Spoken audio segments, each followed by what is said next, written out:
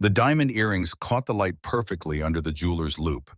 Richard Mason adjusted the magnification, studying each facet with the same intensity he'd once applied to construction blueprints. $15,000 was substantial even for him, but Sarah deserves something extraordinary for her wedding day. These earrings will be perfect for such a special occasion as a wedding. The salesperson said, her manicured fingers adjusting the velvet display. The woman had been patient with his examination, understanding that men of his generation approach such purchases methodically. "Yes, my daughter's wedding. I want everything to be perfect." The words carried more weight than he intended. After losing Eleanor 10 years ago, moments like these reminded him how much he wanted to get right. Sarah had been through enough disappointments in her relationships. This time felt different with James. The boutique's classical music created a cocoon of refinement around them. Other customers moved quietly between displays, their voices hushed in reverence for the luxury surrounding them. Richard had built Mason Construction from nothing, and moments like this validated every difficult decision, every missed dinner, every weekend spent at construction sites instead of home. His phone buzzed against his chest pocket. He glanced at it absently, expecting another email about concrete deliveries or permit approvals. The message made his hands freeze above the jewelry case. "Don't go to the wedding. Run." The number was unfamiliar. He read the message again, then a third time. His fingers tightened around the phone's edges. The diamonds blurred as his focus shifted entirely to the screen's harsh blue glow. "Sir, is everything all right? You look quite pale." The salesperson's voice seemed to come from underwater, her concerned expression penetrating his confusion. He forced his breathing to steady. "Just wedding nerves, I suppose." The lie came easily, a businessman's reflex to maintain composure under pressure. But inside questions multiplied like cracks in concrete under freeze-thaw cycles. Who would write something like this, and where did they get his number? He dialed the mysterious number. The phone rang endlessly, each tone amplifying his anxiety. No voicemail, no answer, just the mechanical repetition of connection attempts. He tried again immediately. Still nothing. The salesperson waited patiently while he completed the transaction. His signature on the credit card receipt looked shaky, uncertain.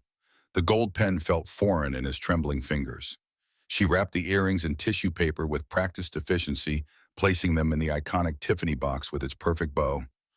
"I hope your daughter loves them," she said, handing him the small shopping bag. "She will." The response was automatic. His thoughts remained fixed on the message, analyzing its implications, like a structural engineer examining foundation problems. Someone knew about the wedding. Someone wanted him afraid. He walked toward the mall's main corridor, clutching the Tiffany bag against his side. Other shoppers moved around him in blissful ignorance, while he scanned faces searching for threats he couldn't identify. The Mall of America's crowds, usually comforting in their anonymity, now felt oppressive. Every stranger could be watching. Every phone could be documenting his movements. The gift that had given him such satisfaction moments ago now felt like evidence of his vulnerability. Someone knew his plans, his schedule, even his phone number. They wanted him to run from his daughter's wedding. He needed coffee. He needed time to think. The small cafe near the food court beckoned with its promise of normality and caffeine. Perhaps in the familiar ritual of ordering and sitting, he could make sense of this disruption to his carefully ordered world. The coffee grew cold while he stirred it obsessively, watching the cream swirl in patterns that reminded him of concrete mixers. The Tiffany bag sat on the table beside his elbow, its presence both reassuring and mocking. $15,000 for earrings. And now someone was telling him not to give them to his daughter. Families occupied nearby tables, their children's laughter creating a soundtrack of normality he couldn't access. His phone lay face up on the table, its dark screen reflecting his anxious face. He checked it 17 times in the past hour, willing it to ring so he could demand answers from whoever had shattered his peaceful afternoon. The second buzz made him jump. Another message from the same unknown number. "I'll explain everything later, but don't go home today. Trust me." His logical mind rebelled against following instructions from a stranger. 68 years of business experience had taught him to verify sources, demand credentials, require proof before making decisions. But something deeper, an instinct he'd learned to trust during decades of construction negotiations, whispered that he should listen. He dialed the number again. The endless ringing mocked his desperation for answers. Whoever was sending these messages had no intention of immediate communication. They were controlling the timing, forcing him to react rather than respond strategically. "Another coffee, sir." The young server appeared at his elbow, pot in hand, concern creasing her features. "Make it a double shot." The caffeine wouldn't help his nerves, but the familiar routine of ordering provided temporary anchor in the chaos of uncertainty. His reflection in the cafe window showed a man he barely recognized. The confident businessman who'd entered Tiffany an hour ago had been replaced by someone hunched over a phone, jumping at electronic sounds. Eleanor used to tease him about his need to control every variable in his environment. Now variables were controlling him. The Lincoln Navigator sat in the parking garage 3 levels down. He could drive home to his house in Minnetonka, pour himself a proper whiskey, and dismiss these messages as pranks or wrong numbers. Sarah's wedding was tomorrow evening. He had final preparations to oversee vendors, to confirm a father of the bride speech, to review one last time. Instead, he found himself dialing the Hilton Minneapolis downtown. "I need a room for one night." "Yes, for today." The reservation agent's efficiency impressed him. Within minutes, he had confirmation for room 815, a business-class accommodation with city views and high-speed internet. The decision felt both impulsive and inevitable. Something about that voice in his head, the one that had guided him through profitable real estate investments and away from problematic partnerships, insisted that trusting these mysterious warnings was the right choice. He deliberately avoided calling Sarah or James. Worrying them before he understood the situation would only create additional chaos. Better to spend one night in a hotel, gather information, and approach tomorrow's wedding with clarity rather than confusion. The drive downtown took 37 minutes through Friday afternoon traffic. He kept checking his rearview mirror, though he wouldn't have recognized surveillance if it existed. Construction sites and office buildings blurred past while he replayed the day's events, searching for patterns or explanations that remained frustratingly elusive. The hotel's valet took his keys with professional discretion. The lobby's marble floors and crystal chandeliers reminded him of the Tiffany store, another environment where money purchased comfort and service. He checked in using his credit card, accepted the key card, and rode the elevator to the 8th floor in silence. Room 815 felt enormous and sterile. Floor-to-ceiling windows offered views of the Minneapolis skyline, but the familiar landmarks provided no comfort. He unpacked his emergency overnight bag, hanging his spare suit in the closet with mechanical precision. The hotel room's silence pressed against his eardrums like deep water. He'd ordered room service, twice watched 3 news programs, and taken a shower that lasted 43 minutes. Nothing distracted him from the phone sitting on the nightstand. It screamed dark and accusatory. 7 attempts to call the mysterious number had yielded nothing but endless ringing. Whoever was behind these warnings controlled their communication completely. They would contact him when they chose, not when he demanded answers. The steak arrived perfectly cooked, accompanied by a bottle of 18-year-old Macallan that cost more than most people earned in a week. He signed the bill mechanically, tipping the room service waiter enough to ensure he wouldn't remember him as anything other than generous. "Just leave it on the table, thank you." His voice sounded hollow in the spacious room. The waiter's departure left him alone with his thoughts and growing paranoia. Outside the windows, Minneapolis glittered with Friday night energy. Couples walked hand in hand toward restaurants and theaters, living normal lives unburdened by cryptic warnings and unexplained fears. He envied their ignorance while nursing his whiskey, watching traffic patterns 8 floors below. The wedding was less than 20 hours away. Sarah would expect him at the venue by noon for photographs and final preparations. The banquet hall on the Mississippi River had cost him $47,000.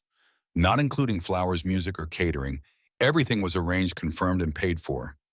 Yet someone wanted him to run from it all. His phone showed 11:47 p.m. when he attempted his 8th call to the mysterious number. The familiar pattern of unanswered rings had become almost meditative, a ritual of frustration he repeated every hour like clockwork. At 11:50 p.m. the phone rang. He answered on the first ring, his heart hammering against his ribs. "Hello, Richard. This is Thomas Williams. Sorry for the mystery, but I had to be certain." The voice hit him like recognition lightning.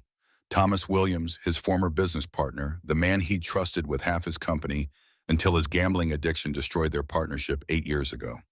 They'd parted ways acrimoniously, lawyers mediating the dissolution of what had once been genuine friendship. Thomas, after 8 years, what's happening? The questions tumbled out before he could control them. Relief at finally having answers competed with confusion about why Thomas had contacted him through anonymous messages. Today I was at Lawyer Stevens' office for my aunt's estate matter. Thomas's voice carried the weight of someone delivering terrible news. Richard, I overheard something about your daughter's wedding. About you. The whiskey glass trembled in his free hand.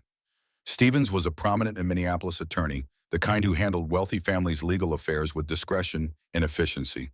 What could Thomas have overheard that warranted cryptic warnings and hotel room isolation? What did you hear? The question emerged as barely more than a whisper. Not over the phone, too dangerous. Meet me tomorrow morning at the Guthrie Theater, the bridge overlooking the river. 10 o'clock, come alone. Thomas paused uncomfortably. And Richard, bring everything important. Papers, passwords, anything you'd need if you couldn't go home for a while. The line went dead before he could respond. He stared at the phone's blank screen, his reflection distorted in its dark surface. Outside Minneapolis continued its Friday night celebrations while he sat in an expensive hotel room, contemplating the destruction of everything he'd built. Tomorrow was supposed to be Sarah's wedding day.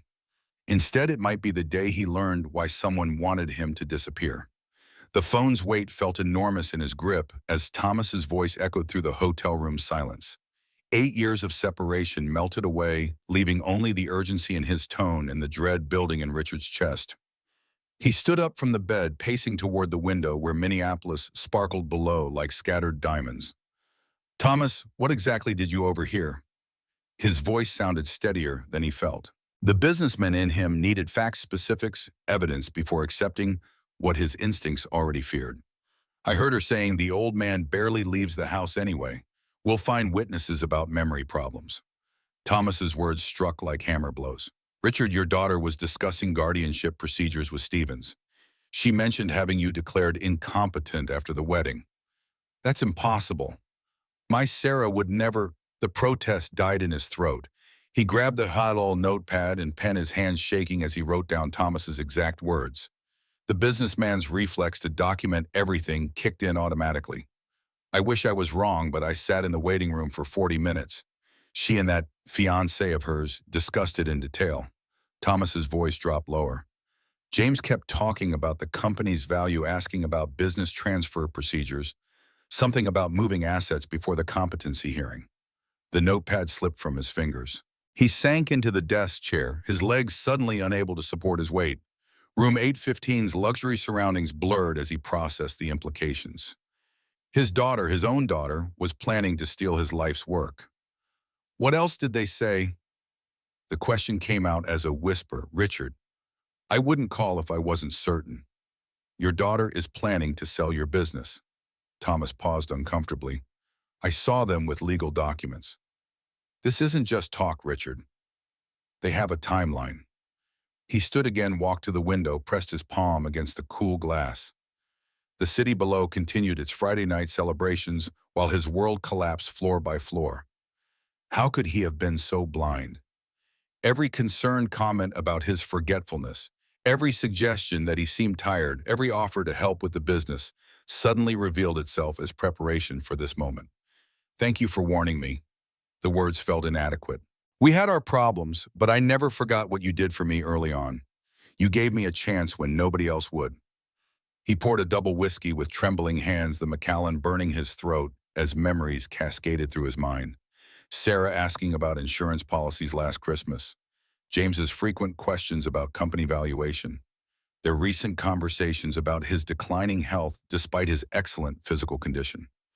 They mentioned having medical evaluations scheduled, Thomas continued, said something about Stevens knowing the right doctors, ones who would cooperate with the right diagnosis.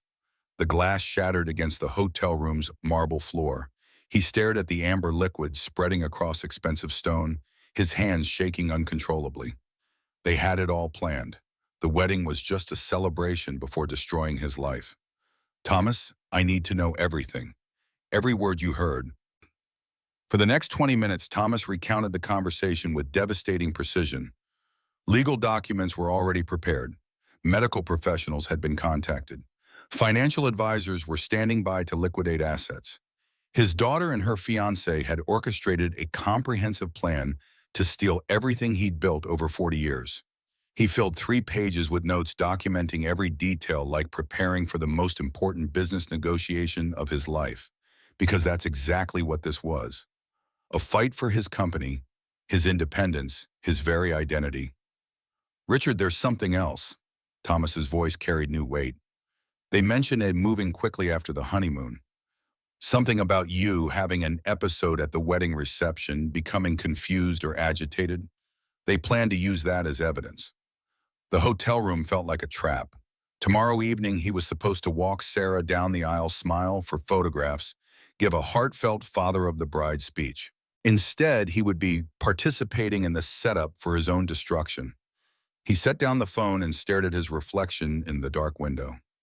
A 68-year-old man looked back, but behind those eyes burned the same determination that had built Mason Construction from nothing.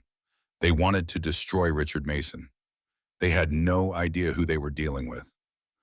The broken glass crunched under his shoes as he paced the hotel room, his notepad filled with Thomas's devastating revelations. Sleep was impossible. His mind raced through 40 years of memories, re-examining every interaction with Sarah and James through this new lens of betrayal. His phone's photo gallery became a catalog of evidence he'd been too blind to see. Last Christmas dinner, there was James casually asking about the company's insurance policies. Sarah's birthday party in March, she'd mentioned his forgetful moments to 3 different relatives. Every family gathering now revealed itself as intelligence gathering. The digital clock showed 2:17 a.m. when he scrolled to a photo from Easter dinner. Sarah was whispering something to James while he carved the ham, both of them looking at him with expressions he'd interpreted as concern. Now he recognized them as calculation. How could he have been so blind? James always asked about the company's value, the real estate holdings, the machinery worth. Sarah lately mentioned his forgetful moments. So often he'd started wondering if he really was declining. Every casual comment about retirement, every suggestion that he seemed tired, every offer to help with business decisions, it was all preparation. He grabbed a fresh piece of hotel stationery and began documenting patterns. James's questions about company insurance last December. Sarah's comments about his confusion during their engagement party. Their frequent suggestions that he should consider slowing down, maybe think about transferring some responsibilities. The whiskey helped steady his hands as he wrote. Each revelation felt like discovering termites in a foundation he'd thought was solid. They'd been systematically undermining his credibility for months, maybe years, preparing witnesses for their eventual competency challenge. At 4:33 a.m., he found the photograph that made everything crystal clear. Sarah and James at his birthday party 2 months ago, both looking at their phones while he opened presents. In the background, barely visible, was a business card on the coffee table, Stevens' law firm. They had been planning this since before they announced their engagement. Dawn light crept through the hotel windows as he reviewed his notes. 23 instances of suspicious behavior, 14 questions about company finances, 7 comments about his supposed memory problems. The pattern was undeniable once you knew what to look for. Maybe he really had started seeming like a burden to them. The doubt crept in despite the evidence. James was young, ambitious, probably saw an old man standing between him and financial security. Sarah had always been practical, perhaps too practical. When had love for her father become an obstacle to overcome? Every family dinner, every casual question about retirement, every concerned look, it was all preparation for today's revelation. They'd turned his own daughter into an executioner, and she'd accepted the role willingly. The phone rang at 6:18 a.m., room service confirming his breakfast order, coffee, eggs, Benedict, fresh fruit. The normality of the conversation felt surreal against the backdrop of family betrayal. He had eaten thousands of business breakfasts over 4 decades, but this morning he was preparing for war against his own blood. He showered methodically, choosing his most conservative business suit. Today required every advantage, including the psychological armor of professional appearance. In the mirror, he saw not a vulnerable old man, but a seasoned negotiator preparing for the most important deal of his life. The checkout process took 8 minutes. He paid cash for incidentals, maintaining financial discretion. If Sarah and James were tracking his movements, they'd find gaps. Downtown Minneapolis was awakening as he drove toward Stevens' office building. Early commuters filled coffee shops and lobbies, beginning another ordinary Friday. None of them knew that Richard Mason was driving toward confirmation of his daughter's betrayal. The elevator to Stevens' law firm rose smoothly past 14 floors of Minneapolis's professional elite. He'd been in this building dozens of times over the years, negotiating contracts and reviewing legal documents. Today felt different. Today he was an investigator, seeking evidence of his own destruction. Stevens's receptionist recognized him immediately. "Mr. Mason, how nice to see you. Are you here for the Jacobson contract review?" "Actually, I'd like to speak with Robert about my will. I'm curious about some other legal matters my daughter mentioned." The waiting room's leather chairs and mahogany tables exuded expensive competence. Financial magazines fanned across side tables their headlines about market trends and investment strategies. He'd built his wealth following advice from publications like these. Now he was fighting to keep it from his own family. "Richard, wonderful to see you." Robert Stevens emerged from his office, hand extended in professional greeting. Tall, distinguished, silver-haired, the kind of lawyer wealthy Minneapolis families trusted with their most sensitive affairs. His office overlooked the Mississippi River floor-to-ceiling windows, framing the same waterway where tomorrow's wedding reception was scheduled. The irony wasn't lost on him. "Robert, I want to review my will, and who else has been asking you similar questions?" He settled into the chair across from Stevens' desk, adopting the casual tone of friendly curiosity. Stevens paused, his professional smile flickering slightly. "Well, your daughter was interested in guardianship procedures. Said she was worried about your health, wanted to understand the legal options if—" "I see. What documents did she request?" The question came out sharper than intended. He softened his tone. "She mentioned something about protective measures forms for incompetency, declaration requirements for medical evaluations." Stevens pulled a file from his desk drawer. She seemed very thorough about understanding the process. His hands remained steady as he accepted the photocopied documents. Page after page of legal procedures for stripping someone of their independence. Medical evaluation requirements. Asset transfer protocols.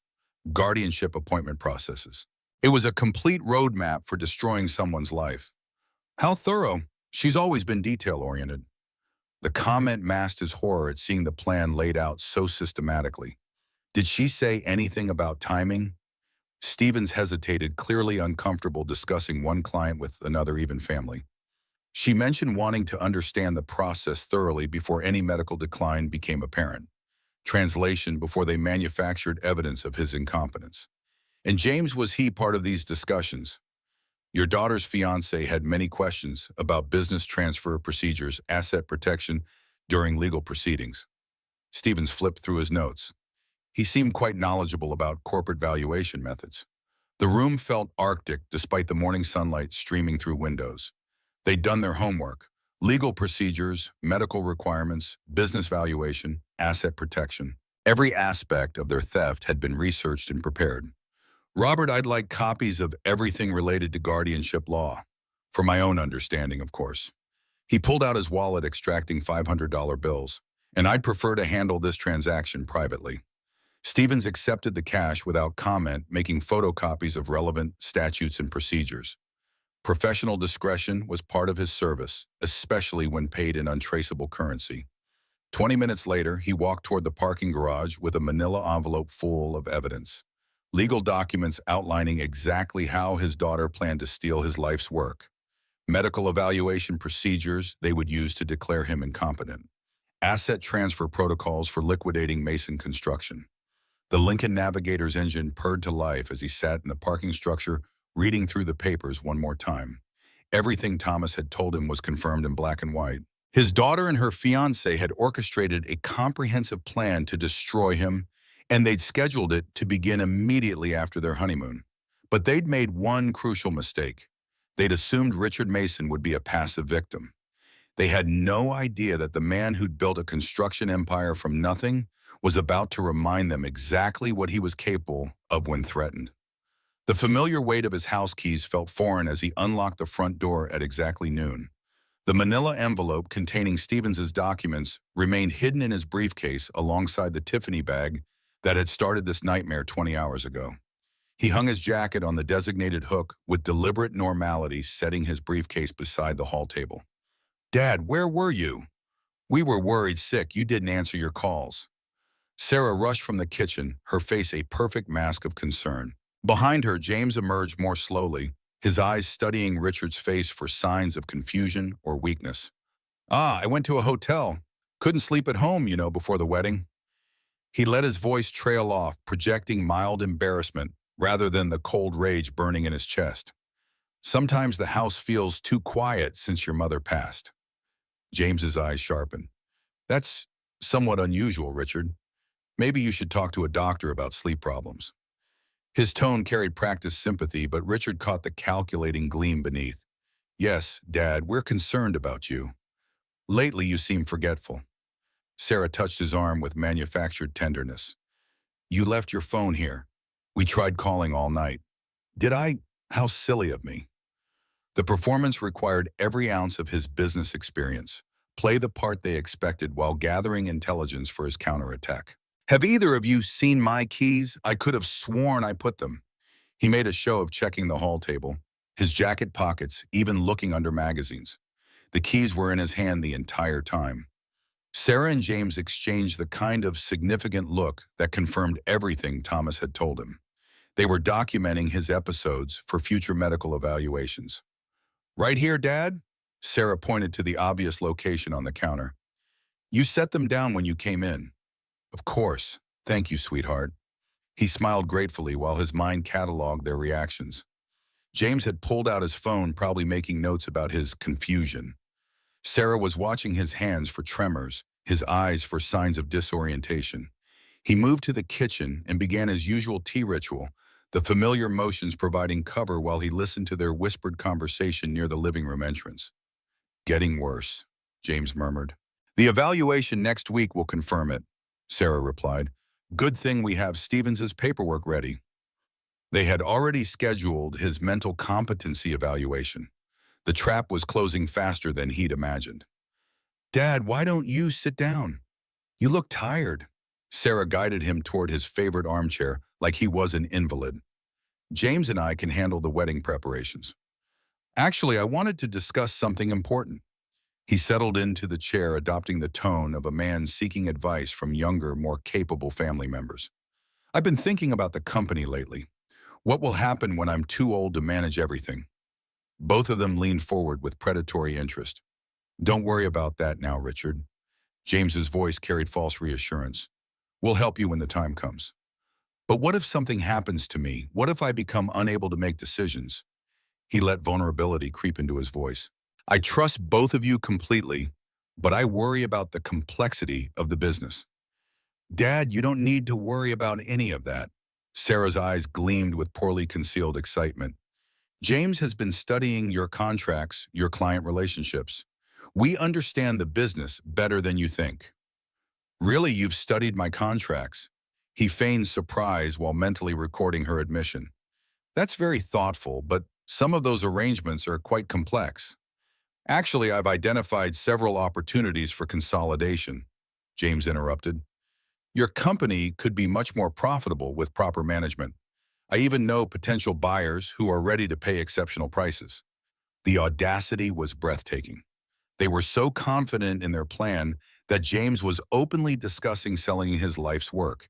He sipped his tea and nodded thoughtfully, playing the role of an aging businessman grateful for young expertise. His phone buzzed with a text message. Both Sarah and James watched intently as he fumbled with the device, deliberately holding it at the wrong angle and squinting at the screen. "Having trouble reading it, Dad?" Sarah asked with false concern. "These screens are so small." He handed her the phone. "Could you tell me what it says?" The message was from Thomas. "Everything okay? Stay strong." "Just a spam message." Sarah lied smoothly, deleting the text before handing back his phone. They were already controlling his communications. He stood slowly, stretching his back with theatrical discomfort. "I think I'll rest before tonight's rehearsal dinner. This has been an exhausting day." "Good idea, Dad. You need your strength for tomorrow." Sarah kissed his cheek while James watched from across the room, probably timing how long his confusion episodes lasted. He walked toward his study, his footsteps deliberately unsteady. Behind him, he heard them begin another whispered conference about his declining condition and their accelerated timeline. The study door closed with a soft click, finally giving him sanctuary to drop the performance. His hands shook as he reached for his phone, but this time it was rage, not confusion, that made them tremble. The study's familiar walls provided temporary refuge from his performance of decline. He activated his phone's recording app, testing the audio quality by tapping the desk and whispering test phrases. Clear sound, no distortion, perfect for capturing Ersu confessions. His business instincts took over as he planned the evidence collection strategy. Sarah and James believed they were dealing with a confused old man. That perception was now his greatest weapon. They would speak freely around someone they considered mentally compromised. He slipped the phone into his shirt pocket, microphone positioned upward, and returned to the living room where they continued their whispered planning session. "Feeling better, Dad?" Sarah looked up from a stack of papers they'd been reviewing. Papers that definitely weren't wedding-related based on the legal letterhead he glimpsed. "Much better. Actually, I wanted to continue our conversation about the company." He settled back into his chair, adopting the tone of someone seeking reassurance. "Sometimes I think I'm getting too old for business. What will happen to the company when I can't handle the complexity anymore?" James leaned forward eagerly. "Don't worry, Richard. Sarah and I will help. I've studied all your contracts, the Morrison project, the Henderson development, even the equipment leasing arrangements with Caterpillar." The casual mention of specific contracts stunned him. Those files were locked in his office safe. How would James access them? "You know about the Henderson development?" He let his voice sound impressed rather than alarmed. "That's very complicated. The environmental permits already reviewed them," James said proudly. "Plus the profit projections, the timeline for completion, everything.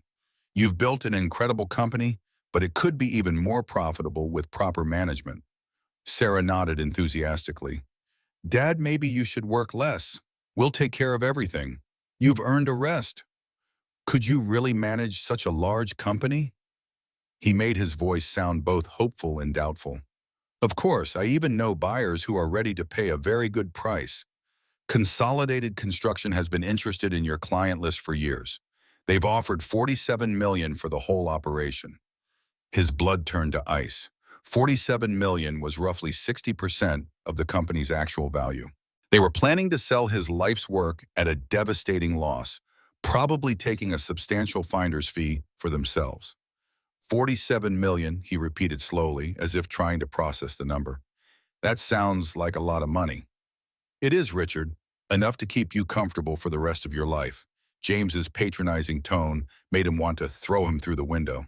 "Sarah and I would handle all the business details. You could relax, maybe do some traveling."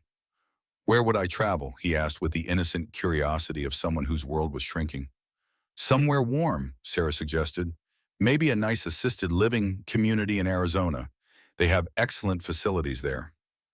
Assisted living. They were planning to warehouse him in some institutional setting while they looted his assets. The phone in his pocket captured every word of their casual discussion about destroying his independence. "That sounds lovely." He smiled vacantly while imagining their eventual imprisonment. "But what about my house? I've lived here for 35 years. "Don't worry about the house, Dad. We'll handle selling it." Sarah's voice carried the patience of someone explaining simple concepts to a child. "These decisions are too complex for you to worry about anymore." James pulled out his phone and began scrolling through contacts. "Actually, I should call the evaluation specialist. Dr. Roberts said he could move your appointment to Tuesday if necessary." Dr. Roberts. They'd already arranged for his mental competency evaluation with a specific doctor, probably one they'd bought or pressured. The timeline was accelerating beyond even Thomas's warnings. "What evaluation?" he asked with perfectly feigned confusion. "Just a routine checkup, Dad. Dr. Roberts specializes in age-related cognitive changes." Sarah's euphemism was almost elegant. "We want to make sure you are healthy." "That's very thoughtful." He stood slowly, shuffling toward the kitchen for more tea. "You two are such good children, taking care of everything." Behind him, he heard James dialing Dr. Roberts' number. The phone in his pocket captured every word as he discussed moving his cognitive evaluation to Tuesday morning, 2 days after the wedding. They weren't even waiting for the honeymoon to begin their assault. The kitchen provided perfect acoustics as he prepared another cup of tea with deliberately shaky hands. Their conversation carried clearly from the living room. "Tuesday works perfectly," James said into his phone. "Yes, the family is very concerned about his declining condition. Memory problems, confusion, difficulty with complex decisions. No, he won't resist. He trusts us completely." The water boiled as Sarah added her voice to the planning. "We should have the guardianship papers filed by Wednesday. Stephen said the court date could be as early as Friday if we present compelling medical evidence." 1 week. They were planning to strip away his independence, sell his company, and institutionalize him within 1 week of their wedding day. The audacity was breathtaking, but it was also their fatal mistake. They had revealed their entire timeline, their methods, even their corrupt doctor's name. He returned to the living room carrying his tea, with both hands the picture of elderly frailty. "I couldn't help but overhear, you're arranging a doctor's appointment for me. Just to check up, Dad." Sarah's smile was radiant with false affection. "We love you so much. We want to make sure you're properly cared for." The recording app continued capturing evidence as he nodded gratefully, playing the role of a trusting father while his mind calculated the precise nature of their eventual downfall. They wanted to prove Richard Mason was mentally incompetent. Tomorrow at their wedding reception, they would discover exactly how sharp his mind really was. Monday morning arrived with a crisp clarity that only comes after sleepless planning. Richard had spent Sunday reviewing every recorded conversation, organizing documents, and preparing his counterattack with the methodical precision that had built Mason Construction from nothing. Today was execution day. The drive to his office took 23 minutes through morning traffic. He carried 2 briefcases, one with the usual business documents, another with evidence that would destroy his daughter's future. The irony wasn't lost on him that he was driving to save his company from his own blood. His assistant Margaret, whom he'd named after Eleanor's favorite aunt, looked up from her computer with professional concern. "Mr. Mason, I didn't expect you today. Isn't Sarah's wedding this weekend?" "Saturday evening, but I have some urgent business to handle first." He unlocked his office door, already planning the morning's delicate operations. "Margaret, could you clear my schedule until noon? I have some sensitive calls to make." The first call went to Blackwood Investigations, a firm he'd used for employee background checks. "Nathan, this is Richard Mason. I need comprehensive financial background checks on 2 individuals, James Frazier and Dr. Elliot Roberts." "Yes, I'll pay the rush charges." Within an hour, Nathan called back with devastating information. "Mr. Mason, we've completed the preliminary investigation. Mr. Frazier has gambling debts totaling $342,000 to 3 different casinos in Las Vegas and Atlantic City. The most recent is from 6 weeks ago. Regarding Dr. Roberts, he's been investigated twice for insurance fraud, though never convicted. The medical board has him on a monitoring program due to complaints about diagnosis irregularities, particularly with elderly patients." Richard felt his jaw tighten. "Any connection between Frazier and Roberts?" "Interestingly, yes. They attended the same charity golf tournament last month, sponsored by the Consolidated Construction Group. We found a photograph of them together in the event's social media posts." Consolidated Construction, the company that had supposedly offered to buy Mason Construction. The web of conspiracy expanded beyond his imagination. "What about Stevens, the attorney? Any connection to us?" "Robert Stevens sits on the board of that same charity. All 3 men appear in several photographs together." Richard thanked Nathan and ended the call, adding these new revelations to his notes. His daughter had chosen her conspirators poorly, but the coordination was more sophisticated than he'd initially thought. This wasn't just Sarah and James's plan. The plot appeared to involve a practiced network of professionals who specialized in separating vulnerable elderly people from their assets. The second call was more personal. "Margaret, I know this is short notice, but I'd like to invite some additional family members to Sarah's wedding. Could you help me contact them?" "Of course, Mr. Mason. Who should I call?" "My sister Veronica in Phoenix, brother Michael in Chicago, all the cousins. I want the whole family there." He paused. "This will be a very special celebration. They shouldn't miss it." Margaret's efficiency impressed him as always. Within 2 hours, she'd contacted 37 relatives across 6 states. Most were shocked by the last-minute invitation, but family loyalty trumped inconvenience. They would all attend. The third call required more delicate handling. Thompson Audiovisual. This is Richard Mason. I'm hosting a large family event this Saturday and need professional sound equipment. Yes, wireless microphones and mixing board speakers powerful enough for 200 guests. Money is no object. What kind of event, Mr. Mason? A wedding reception. But I also want to give a very important speech. The whole family needs to hear every word clearly. By Wednesday afternoon, his trap was set with precision that would have impressed a military strategist. The venue had been expanded to accommodate 60 additional guests. Professional audio equipment was scheduled for delivery Saturday morning. Dr. Roberts' fraudulent background was documented. James's gambling debts were verified and photographed. Most importantly, he'd contacted Lawrence Chen, Minneapolis's most respected elder law attorney, to draft new legal documents. Chen arrived at Richard's office precisely at 2 o'clock on Wednesday, carrying a leather portfolio and an air of scholarly competence. His reputation for protecting elderly clients from financial exploitation was unmatched in Minnesota. Mr. Mason, I've reviewed the materials you sent over. If what you've told me is accurate, this is one of the more elaborate elder exploitation schemes I've encountered. Chen spread several documents across Richard's desk. The coordination between your daughter, her fiancé, the doctor, and the attorney suggests this may not be their first attempt at such a maneuver. What are my options? Richard asked, maintaining the business-like demeanor that had served him through decades of negotiations. I've prepared several documents for your immediate protection. Chen handed him the first set of papers. This is a new will that explicitly excludes your daughter and her husband-to-be from any inheritance. It leaves your estate to the Minneapolis Children's Hospital, with specific language stating that any attempt to challenge your mental competency would trigger an automatic fraud investigation. The document's legal language was precise and unforgiving. Richard signed it with steady hands. This second document is a revocable trust that places your business assets under the protection of 3 independent trustees, none of whom have connections to Stevens Roberts or Consolidated Construction. Chen passed another document across the desk. It includes explicit instructions regarding any attempts to force a sale or transfer of Mason Construction. Richard reviewed the trust documents carefully before signing.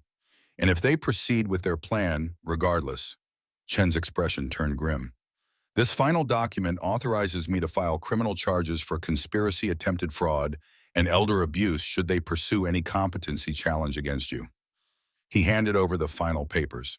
I've also prepared a detailed brief for the Minnesota Medical Board regarding Dr. Roberts' suspicious pattern of competency determinations. Richard signed every page with meticulous care. How quickly can you execute these if necessary? Within hours. I've already prepared the filings in case of emergency. They need only your final authorization. Chen gathered the signed documents. Mr. Mason, I must ask, are you certain you want to pursue this course? These actions will permanently destroy your relationship with your daughter. Richard stared out the window at the Minneapolis skyline, the city where he'd built his life and company. Mr. Chen, my daughter destroyed our relationship the moment she decided my life's work was simply an asset to be liquidated and my independence an obstacle to be removed. I'm not pursuing vengeance. I'm pursuing justice. Chen nodded solemnly. I understand. Just know that once these events are set in motion, there's no turning back. My daughter left me no path for retreat. Richard extended his hand. Thank you for your assistance. After Chen departed, Richard sat alone in his office, considering the weight of the decisions he'd made. The afternoon sun cast long shadows across his desk, mirroring the dark intentions that had invaded his family. He'd spent a lifetime building structures, businesses, a family. Now in his late 60s, he found himself planning an elaborate destruction. His phone rang, interrupting his thoughts. It was Thomas. Richard, I checked into Consolidated Construction like you asked. They've been targeting family-owned businesses across the Midwest, specifically those with aging owners. 4 companies in the past 2 years, all following the same pattern: a medical diagnosis of incompetence, a quick guardianship hearing, then a below-market sale. They use a rotating cast of doctors and attorneys, but it's the same scheme. And Stevens, is he involved regularly? In 2 previous cases, he specializes in wealthy clients with strained family relationships. What about my daughter and James? How deeply are they involved? Thomas hesitated. Richard, there's no easy way to say this. James has worked with Consolidated before as a finder. He identifies vulnerable business owners with alienated family members, then positions himself. The implication was unmistakable. You're saying he deliberately pursued my daughter to get to my company. The timing lines up. He started dating Sarah 6 months after Consolidated's last acquisition. I'm sorry, Richard. Your daughter may be as much a victim as you are. Richard ended the call and closed his eyes, processing this new information. The possibility that Sarah was being manipulated complicated his feelings, but didn't change his course of action. Whether she was a willing conspirator or an unwitting accomplice, the threat to his company and independence remained the same. Thursday brought a conversation with Sarah that confirmed his resolve. She entered his study while he reviewed financial projections for the Henderson development. Dad, you've been so busy since the weekend. Is everything okay with the company? He noted the calculated concern in her voice, the way her eyes scanned his desk for signs of confusion or distress. Everything's fine, sweetheart. Just finalizing some contracts before taking time off for your wedding. You work too hard. She perched on the edge of his desk, the picture of daughterly concern. James and I were thinking that after the honeymoon, maybe you should consider stepping back a bit, letting us help with the day-to-day operations. Actually, I've been thinking about your wedding gift. He closed the financial folder, watching her face carefully. The earrings are beautiful, Dad. You don't need to give us anything else. Actually, I want to give a speech at the reception, a proper father of the bride speech about family trust and the future. He smiled with paternal warmth while watching her reaction. I've invited some additional family members too. Aunt Veronica, Uncle Michael, all the cousins. This should be a celebration the whole family remembers. Sarah's face went pale. But Dad, we planned an intimate ceremony. Nonsense, this is my daughter's wedding. I want everyone to witness this momentous occasion. He patted her hand affectionately. Don't worry about the cut. I've already expanded the venue and arranged for professional audio equipment. Everyone will hear my speech perfectly. James appeared in the doorway, obviously having overheard their conversation. Richard, maybe a smaller gathering would be less overwhelming for you. Overwhelming, this is the happiest day of my life. He stood and embraced them both with theatrical emotion. My daughter is marrying a wonderful man. The whole family will be together, and I get to share my thoughts about love, loyalty, and what family really means. What will you say in your speech? Sarah asked weakly. Oh, I have so many stories to tell. About trust between family members, about honesty, and relationships, about people who pretend to care while planning betrayal. He smiled benevolently. Don't worry, dear. I've been preparing for weeks. It will be a speech no one ever forgets. James gripped Sarah's arm, both of them recognizing the threat they couldn't identify. Their wedding, intended as a celebration before Richard's destruction, was about to become the stage for their public humiliation. The whole family will be there. James's voice carried barely controlled panic. Everyone important, Richard confirmed cheerfully. Aunts, uncles, cousins, business associates, even some old friends I haven't seen in years. We'll have nearly 200 guests to witness this special day. He walked to the window overlooking his garden, where Eleanor had planted roses before her illness. Saturday evening, in front of everyone who mattered, he would prove that Richard Mason's mind was sharp enough to destroy anyone foolish enough to betray him. The trap was set, the audience was confirmed, the evidence was prepared, and all that remained was the execution. Friday's rehearsal dinner unfolded with excruciating tension beneath the surface of celebration. Richard played his role perfectly, the proud father occasionally showing signs of confusion or forgetfulness, giving Sarah and James false confidence in their plan, while gathering final evidence for his counterattack. After the dinner, as guests departed the upscale downtown restaurant, Richard deliberately left his speech notes on the table. Sarah quickly retrieved them, scanning the handwritten pages with growing alarm. The notes contained only innocuous platitudes about marriage and happiness, nothing revealing his true intentions. Another layer of misdirection in his elaborate strategy. Dad, these notes are lovely, she said, the relief evident in her voice. Such beautiful sentiments about marriage. Thank you, sweetheart. I want everything to be perfect tomorrow. He accepted the notes back with a grateful smile, noting how quickly she'd examined them. The fear in her eyes had diminished, replaced by renewed confidence in their scheme. As they walked to their cars, James placed a solicitous hand on Richard's elbow. "Richard, you seemed a bit disoriented during dinner. Are you feeling all right?" "Just wedding jitters, I suppose." He allowed a slight tremor in his hand as he reached for his car keys. "I'm not as young as I used to be. These late nights are harder than they once were." "Perhaps I should drive you home," James offered, the concern in his voice, masking predatory calculation. "No, no, I'm perfectly fine."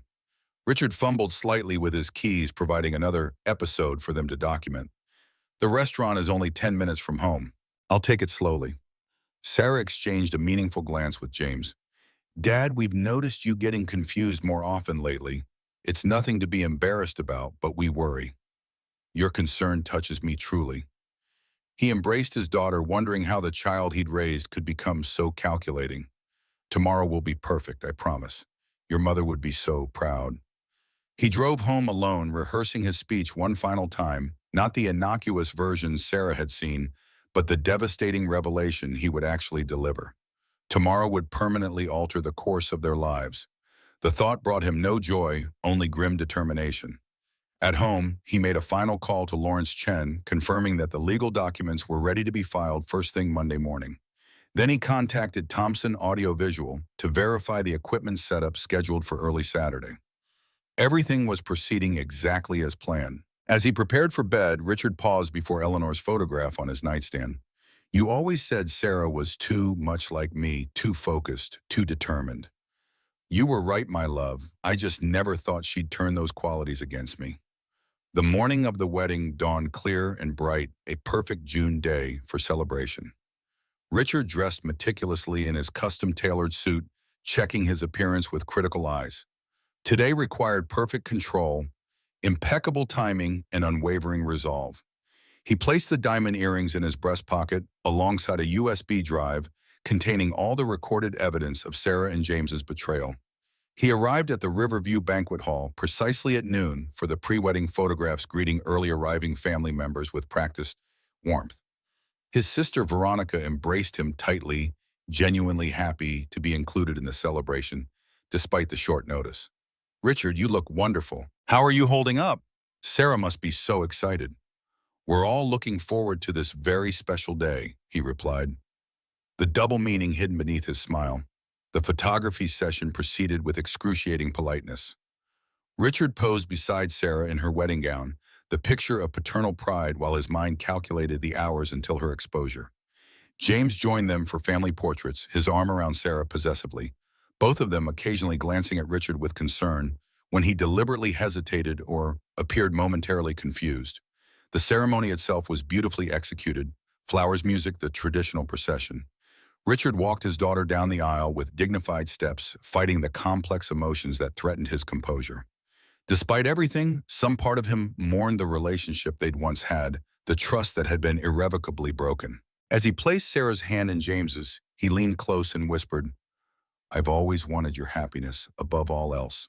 The statement was true, though not in the way she understood it. True happiness couldn't be built on betrayal and theft. The lesson she would learn today would be painful but necessary.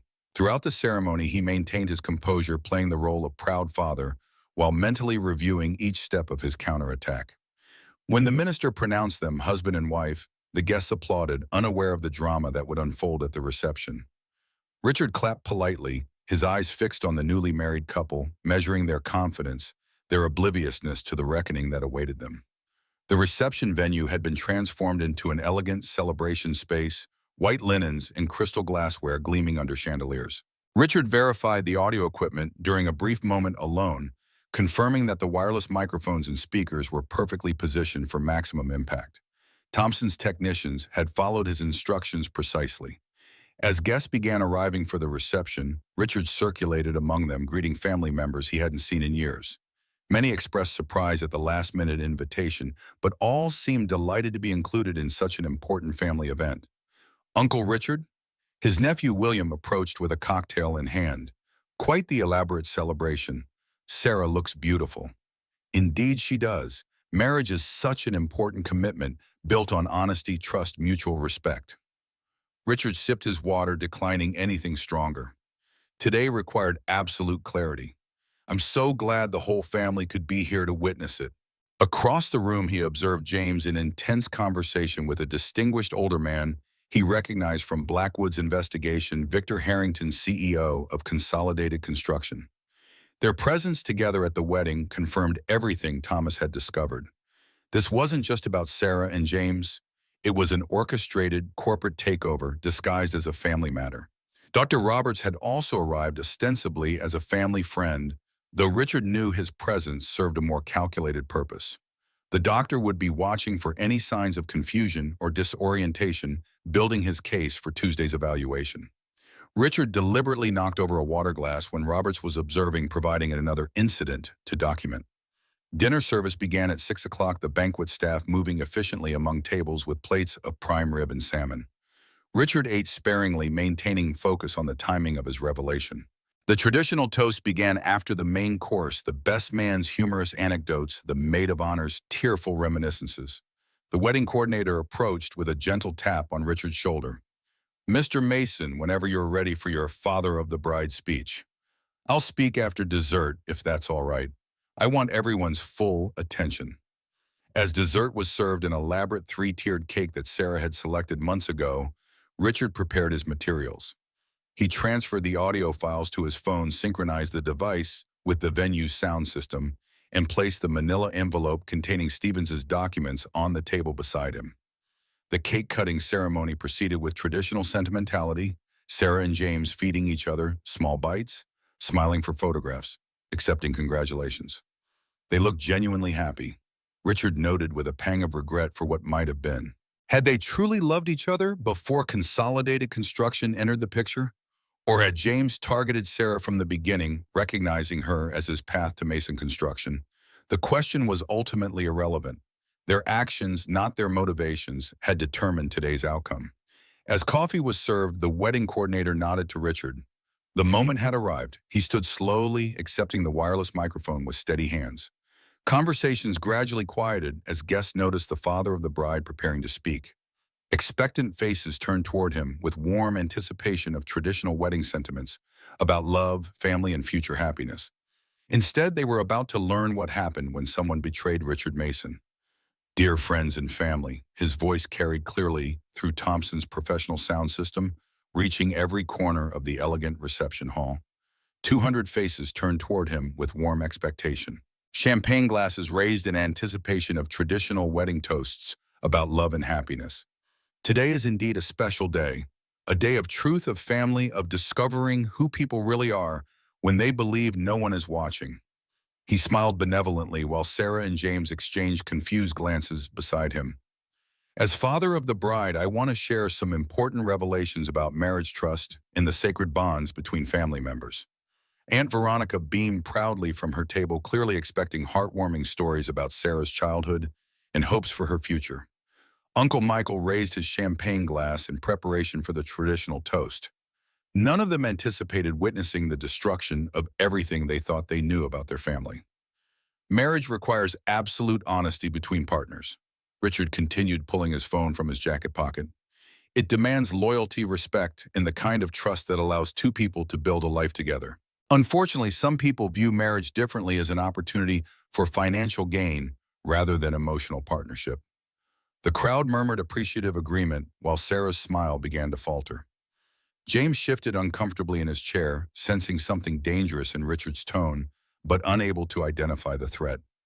"Before I share my hopes for the newlyweds, I think everyone should understand exactly what kind of partnership we're celebrating today."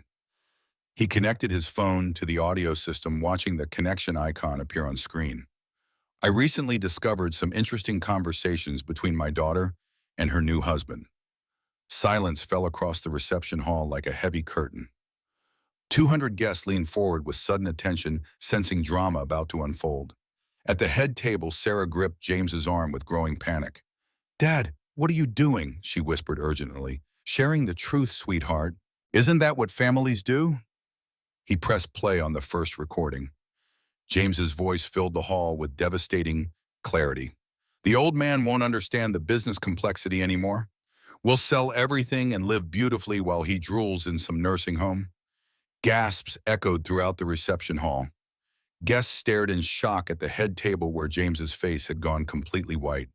Sarah covered her mouth with trembling hands as her own voice emerged from the speakers. Dad barely leaves the house anyway. We'll find witnesses about his memory problems. This is what my dear children planned, Richard announced with calm precision. To declare me mentally incompetent, steal my company, and lock me away in assisted living while they liquidated 40 years of my life's work. Chaos erupted across the reception hall. Family members stood up from their tables shouting questions and accusations. Aunt Veronica's face showed pure horror as she processed the evidence of her niece's betrayal. Uncle Michael slammed his champagne glass on the table, the amber liquid splashing across white linen. This is all a misunderstanding, James shouted, rising from his chair with desperate aggression. Richard's confused. He's mixing up conversations. Let me clear up any confusion, Richard replied, producing the manila envelope from his pocket. These are legal documents my daughter requested from lawyer Stevens. Guardianship procedures, incompetency declarations, asset transfer protocols, a complete roadmap for destroying someone's independence. He held up page after page of evidence, while guests stared in stunned silence. The happy wedding celebration had transformed into a courtroom where judgment was being delivered with businesslike efficiency. Furthermore, he continued, I discovered that James has gambling debts totaling $342,000 to multiple casinos. Their plan was to sell my $78 million company for $47 million, keeping the difference to pay his creditors. Sarah stood abruptly, tears streaming down her face. Dad, please stop this. You're ruining everything. No, Sarah. You ruined everything the moment you decided my life was less valuable than your ambition. His voice remained steady despite the emotion churning inside him. I also discovered that Dr. Roberts, your chosen evaluator for my mental competency assessment scheduled for Tuesday, has been investigated twice for insurance fraud and is currently under medical board supervision. More gasps and horrified whispers swept through the crowd. Several elderly relatives stood up and walked toward the exit, unable to stomach the revelation that family members could plan such betrayal. Therefore, Richard announced with finality, I changed my will yesterday. My estate now goes entirely to Minneapolis Children's Hospital. My daughter and her husband will inherit nothing except the consequences of their greed. He turned to face Sarah directly. I brought you something else besides these earrings. He placed the Tiffany box on the table. This was meant to be your something blue. Now it's simply a reminder of everything you lost when you decided your father's life was negotiable. Sarah collapsed into her chair, wedding makeup streaming down her cheeks in dark rivulets. Dad, please. We can explain everything. It's not what you think. It's exactly what I think. Richard set down the microphone and looked across the reception hall, where half the guests were already gathering their belongings to leave. Ladies and gentlemen, thank you for attending what was supposed to be a celebration. Instead, you've witnessed justice.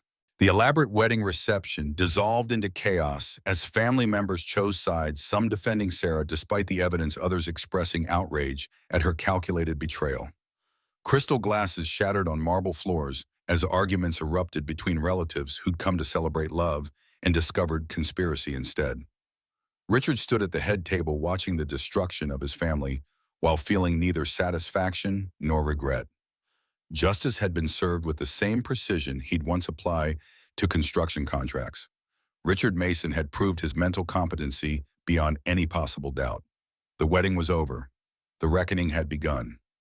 As Richard prepared to leave, Thomas appeared at his side. You did what needed to be done. Not everyone would have had the courage.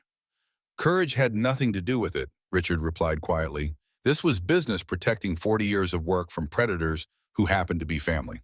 Thomas nodded, understanding. What happens Monday? Lawrence Chen files the new will and trust documents. The medical board receives evidence of Roberts' pattern of suspicious diagnoses. Stevens receives formal notification that any competency challenge will trigger fraud charges. Richard straightened his tie, adjusting his professional armor, and I returned to running my company alone but intact. Across the room, he saw James in heated conversation with Victor Harrington. The Consolidated Construction CEO was clearly furious at the public exposure of their scheme. Whatever finder's fee James had been promised, was now evaporating before his eyes, along with any pretense of a loving marriage. She was a pawn too, wasn't she? Richard asked softly, watching his daughter weeping at the head table abandoned by her new husband in the midst of crisis. To some degree, Thomas confirmed, though she made her choices with open eyes. The question is, what will she choose now? Richard considered the question as he walked toward the exit. The afternoon sun streamed through the banquet hall windows, illuminating the wreckage of what should have been a joyous occasion. Outside, his car waited to take him home to an empty house filled with memories of better times. "Mr. Mason." A quiet voice stopped him at the door. He turned to find Dr. Roberts, his expression a mixture of defiance and fear. "You've made a terrible mistake," the doctor said, his voice low and threatening. "We were only trying to help. Your condition will deteriorate, and then you'll regret today's performance." Richard stepped closer, his voice barely above a whisper. "Dr. Roberts, by Monday afternoon, the Minnesota Medical Board will receive evidence of your involvement in 4 separate cases of suspicious competency determinations, all resulting in business liquidations benefiting Consolidated Construction. Your license won't survive the investigation." The doctor's face paled. "You can't prove anything." "I already have." Richard smiled coldly. "Blackwood Investigations is very thorough. Your career ended the moment you agreed to participate in this scheme." He left the doctor standing speechless in the doorway and continued to his car, the weight of the day's events settling around his shoulders. The victory had been necessary but brought no joy. His family was fractured possibly beyond repair. His daughter's future was uncertain. His own life stretched before him, professionally secure but personally bereft. As he drove home through the quiet Minneapolis streets, Richard reflected on the choices that had brought them all to this moment. He had built his business with unwavering determination, often at the expense of family time. Had he somehow taught Sarah that profit mattered more than people? Had his own example created the daughter who could so easily betray him? The questions had no easy answers. What remained certain was that Richard Mason had protected his life's work from those who would destroy it. The price had been devastating, but the alternative was unacceptable. Sometimes justice required sacrifice. Sometimes protection demanded destruction. He pulled into his driveway as evening shadows lengthened across the manicured lawn. Eleanor's rose garden bloomed with early summer color, a reminder of gentler times and simpler relationships. For a moment, he allowed himself to imagine an alternate reality where Sarah had truly loved James, where their marriage celebrated genuine commitment rather than calculated convenience, where Richard himself grew old, surrounded by grandchildren who valued his wisdom rather than measuring his assets. The fantasy dissolved as quickly as it had formed. Reality demanded acceptance, not wishful thinking. He entered his empty house, removing his tie and jacket with mechanical precision. Tomorrow would bring practical concerns, changing locks, securing documents, preparing for the inevitable backlash from Consolidated Construction and their allies. Tonight, however, allowed a brief moment of mourning for the family that might have been. The phone rang as he poured himself a modest whiskey, not for celebration, but for momentary comfort. The caller ID showed Sarah's number. His finger hesitated over the screen. What could possibly be said after such public exposure? What words could bridge the chasm that had opened between them? After 5 rings, he answered. "Sarah." "Dad?" Her voice was raw from crying. "What you did today, it wasn't necessary. We could have discussed this privately. The way you privately discussed having me declared incompetent, the way you privately planned to institutionalize me while selling my company." His tone remained calm despite the renewed anger her denial ignited. "Some betrayals forfeit the right to privacy." "James was behind most of it," she said, desperation edging her voice. "He convinced me you were declining, that you needed protection from yourself." "He had examples, evidence." "Manufactured evidence," Richard interrupted. "And you believed it because it served your interests. The Sarah I raised would have come to me directly with concerns not conspired behind my back." The silence stretched between them, heavy with unspoken recriminations and regrets. "What happens now?" she finally asked. "You have 48 hours to remove your belongings from my house. After that, you're on your own, financially, emotionally, completely." Richard swirled the whiskey in his glass, watching the amber liquid catch the fading light. "The diamonds are yours to keep. Consider them payment for a valuable business lesson. Never underestimate an opponent, especially when that opponent is your father." "Dad, please." "Goodbye, Sarah." He ended the call and placed the phone face down on the table. Outside his window, the Minneapolis skyline glittered in the gathering darkness.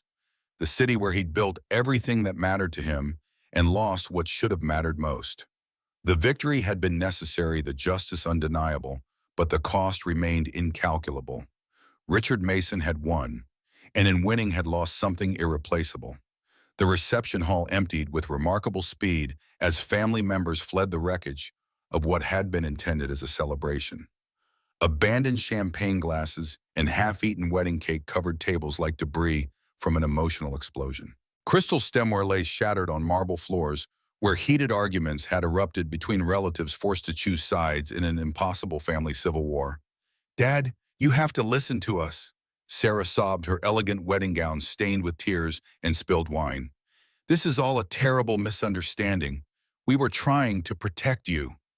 James paced behind her like a caged animal, alternating between rage and pathetic desperation. "You ruined everything. We could have all been wealthy.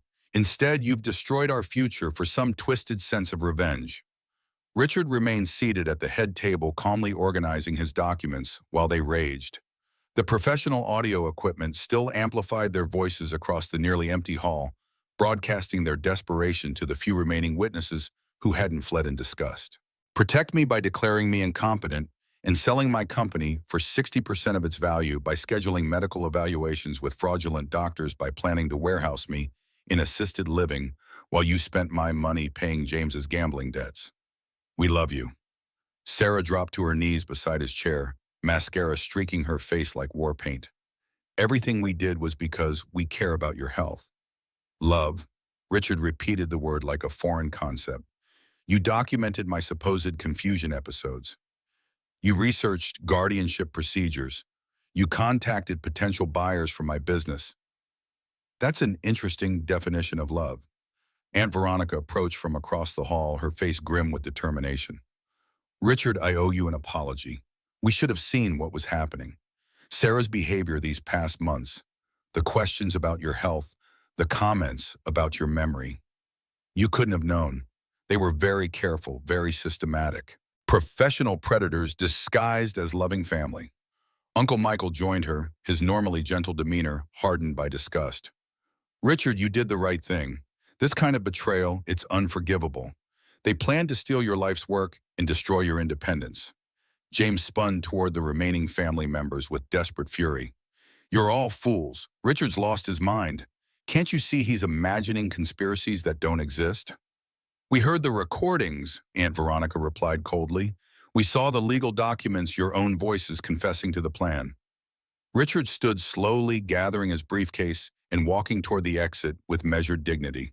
Behind him, Sarah's sobs echoed through the sound system, while James continued his increasingly frantic denials. Their wedding reception had become their public trial and conviction. "Where are you going?" Sarah called after him desperately. "Home. You have 48 hours to collect your belongings from my house." He paused at the hall's entrance, looking back at the daughter he'd loved more than his own life. "After that, you're on your own. Time to discover what independence really means." "Dad, please. We're family. Family doesn't try to destroy each other for money." The words came out harder than he'd intended, but they carried the finality of a business contract. Family protects and supports each other. You chose a different path. James made one last desperate attempt at negotiation. "Richard, we can work this out. The company needs young leadership. You don't understand modern business practices." Richard walked back to where James stood, studying his face with the cold assessment he had once reserved for dishonest contractors. "James, I built a $78 million company from nothing. I understand business practices better than you'll ever comprehend. What I failed to understand was the depth of human greed." The few remaining wedding guests filed out silently, some pausing to offer Richard support, others too shocked by the family drama to make eye contact. The elegant reception hall that had cost $47,000 now looked like a battlefield, strewn with the casualties of betrayal. Thomas appeared at the exit, having watched the entire revelation from the back of the hall. "Richard, you did what needed to be done. Sometimes love means saying no to the people who matter most." "Thank you for the warning, Thomas." Without your courage, they would have succeeded. Maybe old partners really do need to look out for each other, he replied with a sad smile. The drive home was silent, Richard's thoughts as empty as the dark road stretching before him. The Lincoln Navigator's familiar leather seats offered no comfort tonight. 40 years of building a company, a family, a legacy, and in one evening he'd been forced to demolish a significant part of it. The irony wasn't lost on him. The master builder had become a destroyer. His house stood dark and quiet when he arrived, the motion-activated lights illuminating the driveway as he pulled in. He'd lived here for 35 years, raised Sarah here, built a life with Eleanor until cancer took her. Now he would live here alone, the rooms echoing with memories of happier times and the recent betrayal that had poisoned everything. Richard entered through the kitchen door, setting his keys on the counter with mechanical precision. The house felt different now, tainted by the knowledge that his daughter and her husband had plotted against him here, probably in this very room. How many conversations had they held about his decline while he prepared dinner for them? How many text messages had they exchanged about his company's value while sitting at his table accepting his hospitality? He poured himself a small whiskey and carried it to Eleanor's garden, visible under landscape lighting. The early summer roses were in full bloom, their scent carrying on the night air. He settled onto the stone bench they'd placed together 20 years ago. "You'd be so disappointed in her, Eleanor," he said softly to the empty garden. "Where did we go wrong? Was I too focused on the business? Did you shield me from seeing who she really was?" No answers came from the silent flowers. Only memories of Eleanor pruning her roses while explaining to a young Sarah the importance of cutting away diseased growth to protect the healthy plant. A lifetime ago, a different family, a different world. Richard finished his whiskey and returned inside, too exhausted for further reflection. Tomorrow would bring new challenges. Tonight required rest. He slept fitfully, waking several times to phantom sounds, a door closing, footsteps in the hallway, Sarah's voice calling for him. Each time he found the house silent and empty, his subconscious still processing the day's events. By dawn, he'd given up on meaningful rest, rising to make coffee and begin planning his next steps. The doorbell rang at 7:42 a.m., in an unusual hour for visitors. Through the peephole, he saw James standing on his porch looking disheveled and desperate. Richard considered ignoring him but decided against it. Better to end this cleanly and completely. "James?" He opened the door but blocked the entrance. "I believe I gave Sarah 48 hours to collect her belongings. You weren't mentioned." "Richard, please. You have to listen." James's eyes were bloodshot, his wedding suit rumpled. "This is all a terrible misunderstanding. I never wanted to hurt you." "A misunderstanding?" Richard leaned against the door frame, keeping his voice even. "Like accidentally recording your plan to have me declared incompetent, or mistakenly researching guardianship procedures, or coincidentally meeting with a Consolidated Construction to discuss selling my company." "It wasn't like that," James insisted. "Consolidated approached me, not the other way around. They said they had concerns about your cognitive state, that Sarah needed to protect both you and the company. And your gambling debts, were those also a misunderstanding?" James flinched. "That's personal. It has nothing to do with this." $342,000 in casino markers seems very relevant when you're planning to sell my company at a $20 million discount. Richard straightened, his patience exhausted. "We have nothing further to discuss. Any communication should go through Lawrence Chen, my attorney. Sarah's devastated. She spent the night crying in our hotel room. That was her choice. Now, if you'll excuse me, I have business to attend to." Richard began closing the door. "Victor Harrington wants to meet with you," James blurted, desperate to keep the conversation going. "Consolidated is still interested in acquiring Mason Construction. They're willing to offer $60 million now." Richard paused, then laughed without humor. "You still don't understand, do you? This was never about money. It was about respect, independence, and family loyalty, three concepts apparently foreign to you. Goodbye, James." He closed the door firmly and returned to his coffee, troubled by James's appearance, but not surprised. The young man was scrambling to salvage something from the disaster of yesterday. His finder's fee from Consolidated was evaporating. His new marriage was in tatters, and his reputation in Minneapolis business circles would be poisoned by the story spreading through the family grapevine. Desperation was to be expected. Richard's phone rang as he reviewed his notes for Monday's meeting with Lawrence Chen. Thomas's name appeared on the screen. "Good morning, Thomas. You're up early for a Sunday. I wanted to check on you. Yesterday was intense." "I'm fine." Richard sipped his coffee, appreciating his old partner's concern. "Just planning next steps. James showed up at my door this morning trying to salvage the deal. Said Consolidated is now offering $60 million. Thomas snorted. "They're getting desperate. I've been making some calls. Word is spreading through the industry about their tactics. 2 other families they targeted are now reviewing their situations. You may have started an avalanche, Richard." "Good. Predators should be exposed." Richard paused, considering his next question carefully. "Have you heard anything from Sarah?" "No, but my wife ran into her college roommate at the grocery store this morning. Apparently, Sarah checked into the downtown Marriott alone last night. James didn't go with her." The information settled like a stone in Richard's stomach. Despite everything, part of him still cared what happened to his daughter.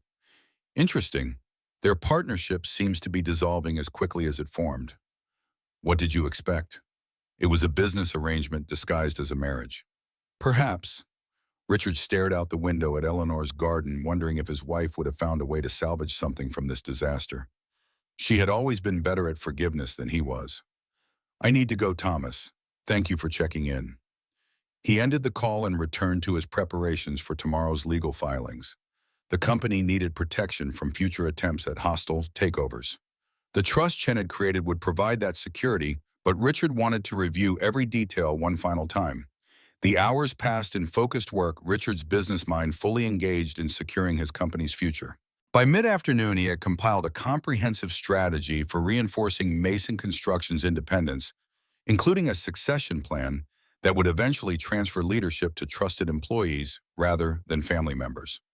A text message from Margaret interrupted his concentration. "Just heard about yesterday. So sorry, Mr. Mason. Please let me know if you need anything at all." News traveled fast in Minneapolis. By tomorrow, everyone in his professional circle would know what had happened at Sarah's wedding. Richard texted back a simple, "Thank you, Margaret," and returned to his work, pushing aside thoughts of the personal humiliation Sarah must be feeling. She had chosen this path. Now she would walk it alone. The doorbell rang again at 4:17 p.m. Richard approached cautiously, checking the peephole to find Dr. Roberts on his porch, looking considerably less confident than at yesterday's wedding. "Dr. Roberts," Richard said as he opened the door, "twice in 2 days. To what do I owe this unexpected visit?"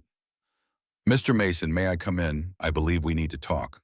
The doctor's voice carried none of yesterday's threatening tone. Richard considered refusing, but decided he was curious what had prompted this visit. Briefly, he stepped aside, allowing Roberts into the foyer, but no further. "I have work to do. I understand you have been in contact with the medical board." Roberts stood awkwardly in the entrance, his professional demeanor cracked by evident anxiety. "Not yet, but first thing tomorrow morning, they'll receive a detailed report about your pattern of questionable competency evaluations. Lawrence Chen is quite thorough." Roberts swallowed hard. "I'd like to propose an alternative approach." "I'm listening." Richard crossed his arms, maintaining a businessman's neutral expression. "I have detailed information about Consolidated Construction's operations, their targeting methods, their network of professionals, their corporate structure. I'm willing to provide everything in exchange for discretion regarding my involvement." Richard studied the doctor's face, reading the desperation behind his professional facade. "You're offering to turn on your associates to save yourself. I'm offering valuable intelligence that could protect other families from what yours experienced." Robert straightened, attempting to reclaim some dignity. "I was wrong to participate in their scheme. I see that now." "Your sudden attack of conscience is remarkably well-timed," Richard observed dryly. "What exactly prompted this change of heart? Victor Harrington cutting you loose?" Roberts winced. "Something like that.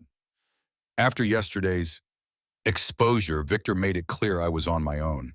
My arrangement with Consolidated is terminated." Richard considered the offer. The information could indeed prove valuable, both for his own protection and potentially for others targeted by Consolidated. But the principle of letting Roberts escape consequences troubled him deeply. "Here's my counteroffer," Richard said finally. "You provide everything you know about Consolidated to Lawrence Chen tomorrow morning, 9 a.m. sharp.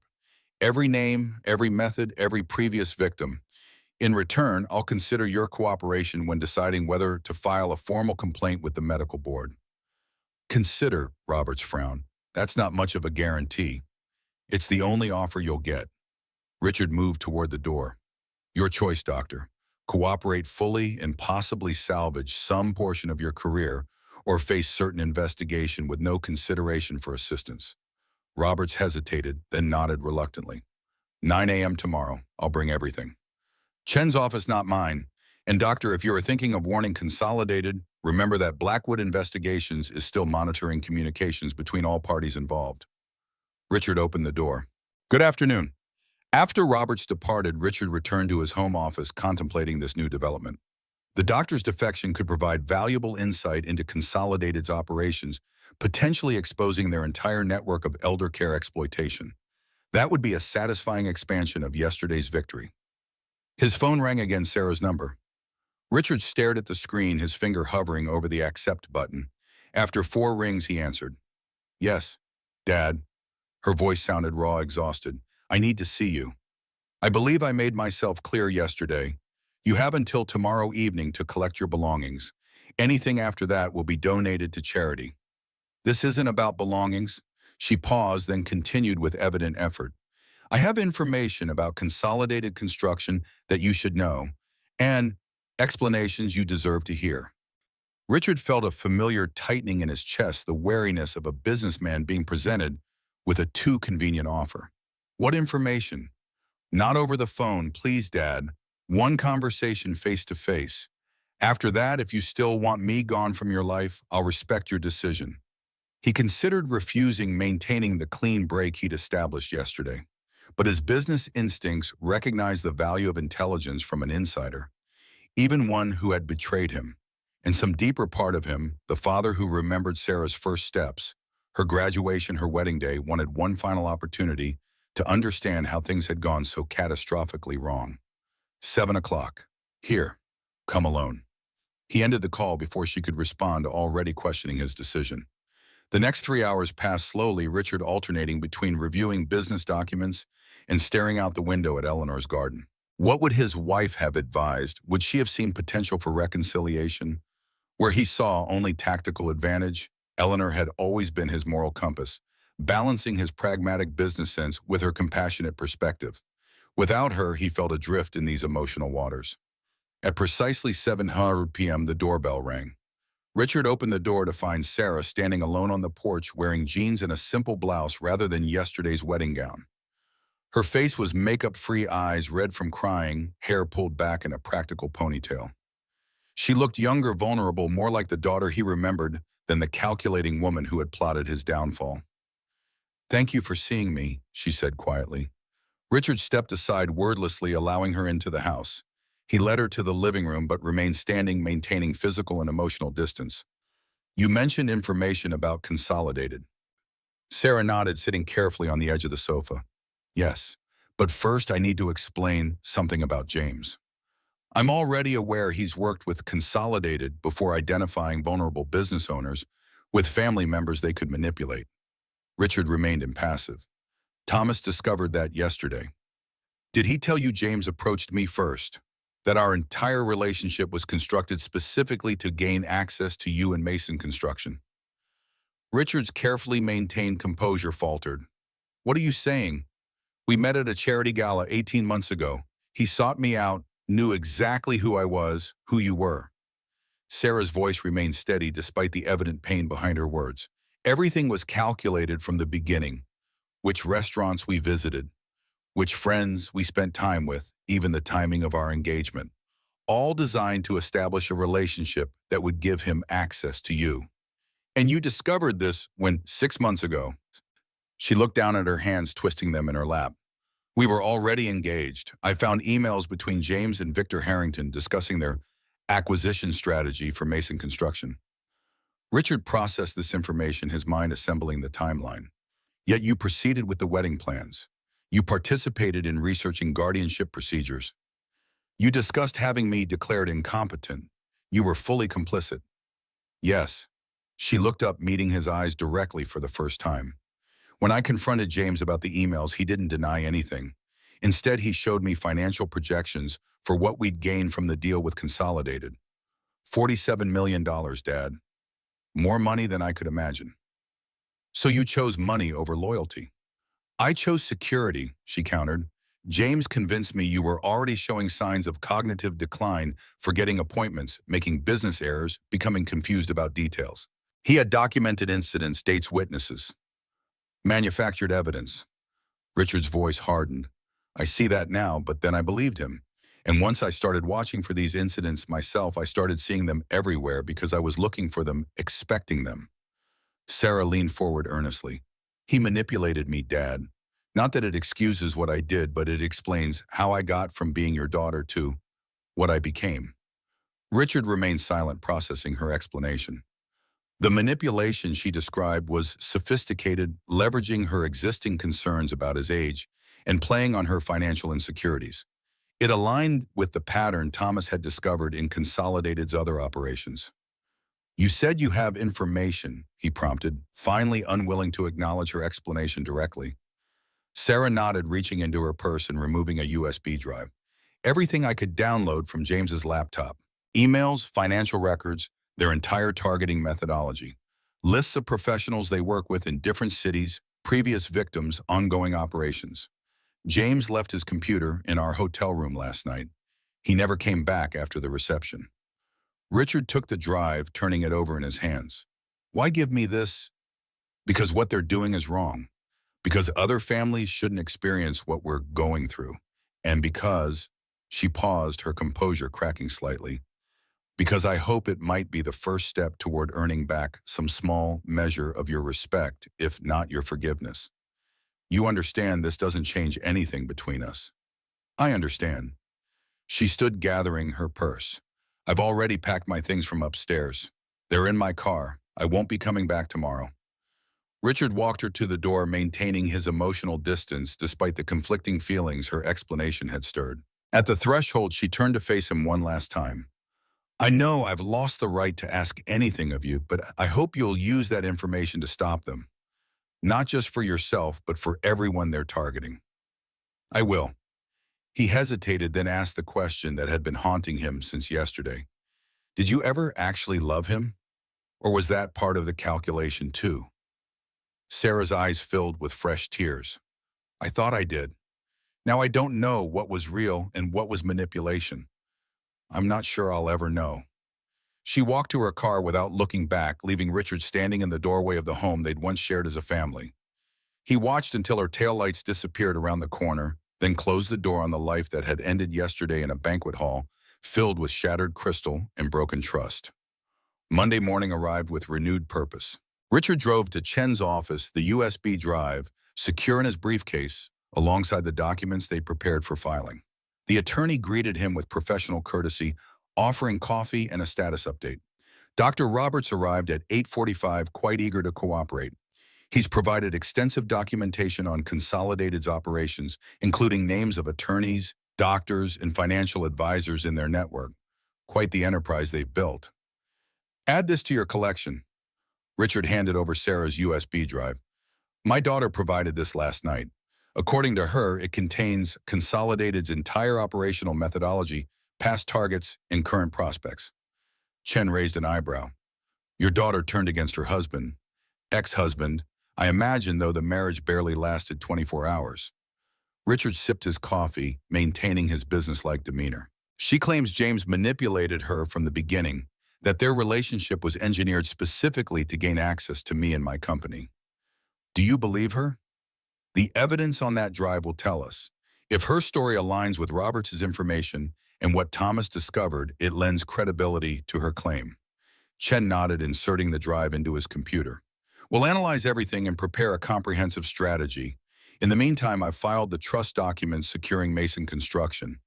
Your company is protected regardless of what happens next. Excellent. What about the medical board filing? Ready for your signature.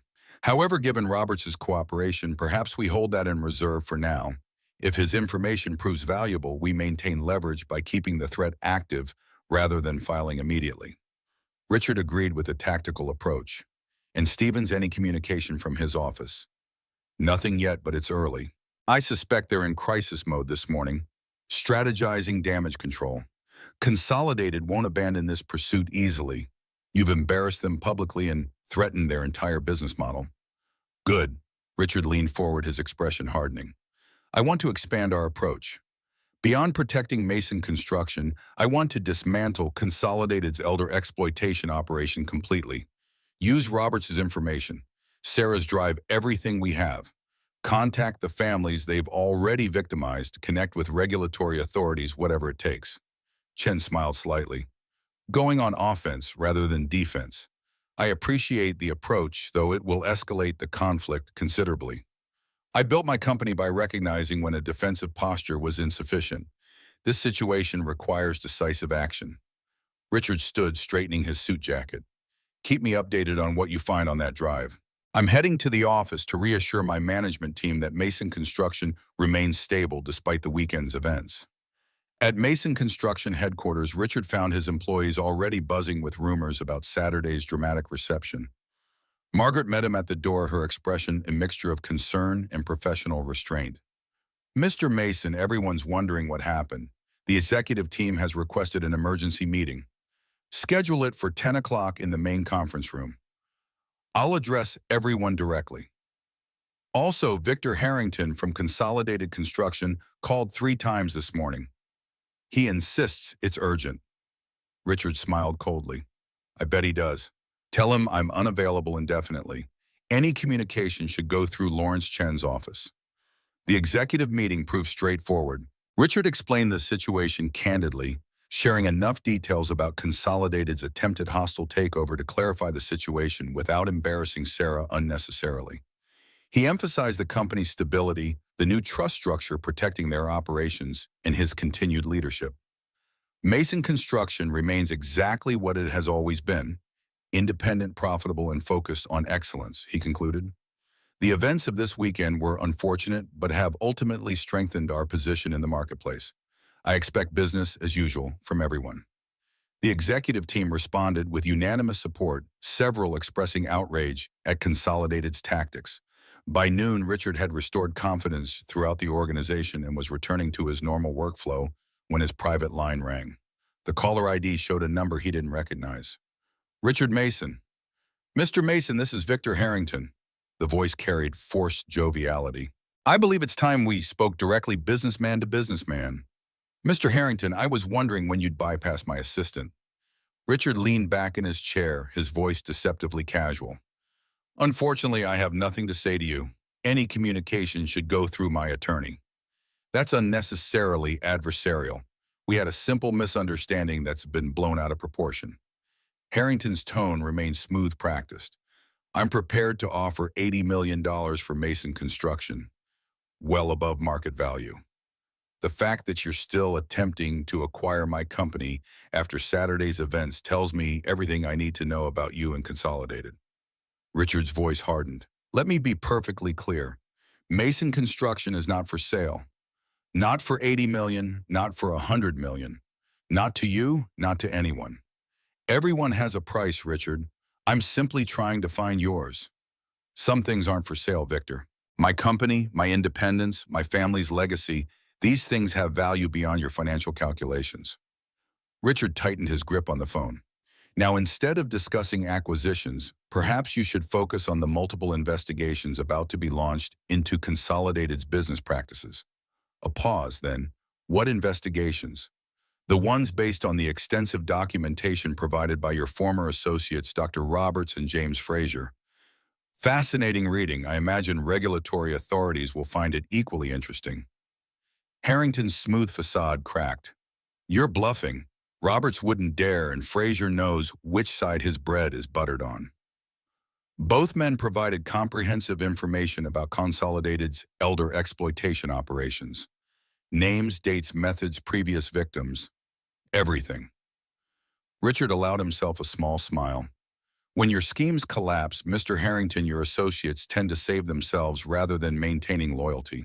A design flaw in your business model. You have no idea who you're dealing with.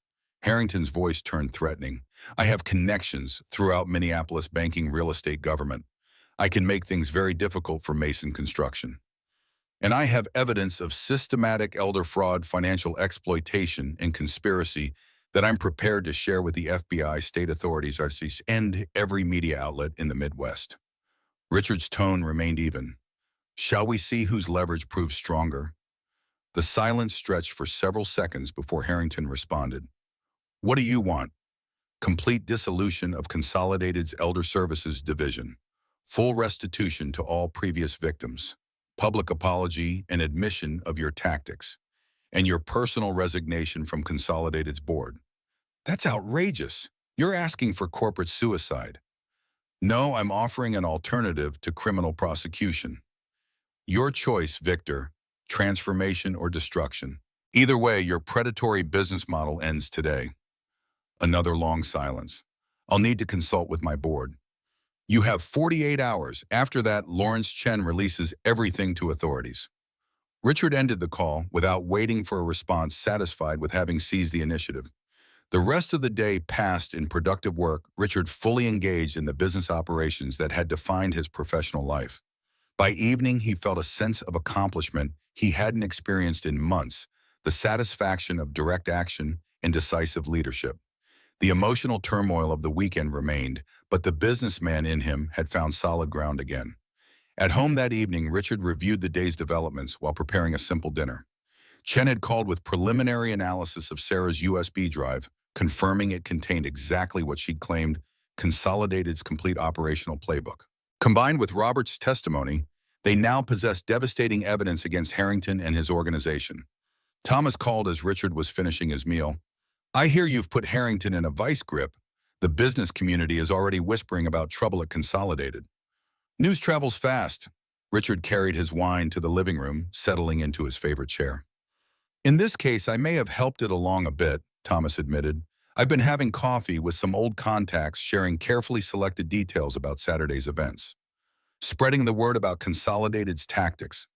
Exactly. Several families with aging patriarchs have already contacted Chen's office, concerned they might be on Consolidated's target list.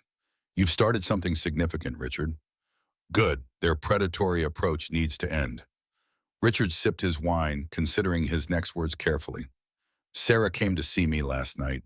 Brought a USB drive with Consolidated's entire operation documented. Claims James manipulated her from the beginning. Thomas was silent for a moment. Do you believe her? The evidence supports parts of her story.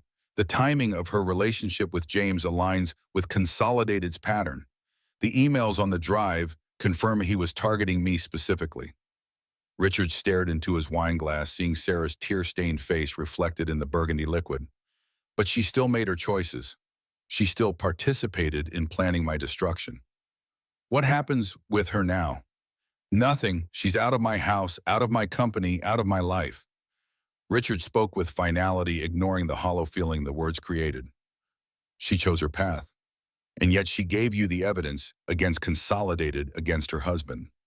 Ex-husband, presumably. And yes, she did. Richard acknowledged the complexity without fully addressing it.